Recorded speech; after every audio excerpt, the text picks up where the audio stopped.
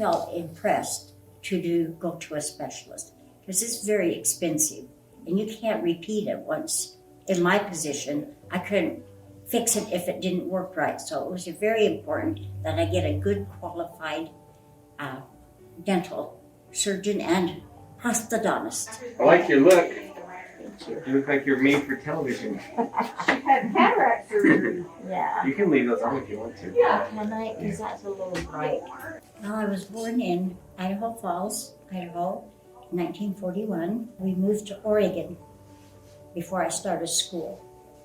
And so I grew up in Oregon. My sister moved to Utah. She needed some help. She was having a difficult pregnancy.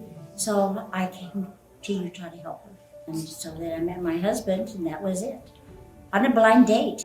And we've been married 58 years. So we lived in Wyoming for a few years, and he operated a beaver ranch, usual part of my life. And we had one daughter when we moved to Wyoming, and then we had our other. We had 4 more children while we were there in Wyoming. We actually lived on the Indian reservation, right on the North Fork of the Paposia River. I am retired now. I worked with the Weaver School District for, 11 years as a secretary. I started having dental problems probably around, I remember being about 12 years old and going to the dentist. Before that, we lived so out of town, rural areas, there was just no way for a dentist. So I did okay until I was about that age. And the surface of my teeth is not very strong. The enamel surface of them is very poor. And so I got a lot of cavities, a lot of toothaches. I've had some bad dental problems over the years. And so then I was working with this one class at school.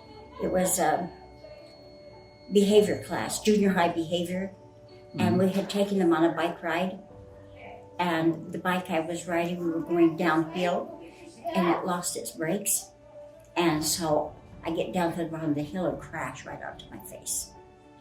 So it broke my teeth, some of them, and my glasses. So that's when I went to dentures. At the time I had the first set of dentures, I didn't even know about implants. I didn't know if they even did them then, I don't know. Anyway, I didn't have a really good fit with the denture, but I had to hang with it because I had a large family and I needed to work and help. So when I got to the point where I had to have something done, I asked Dr.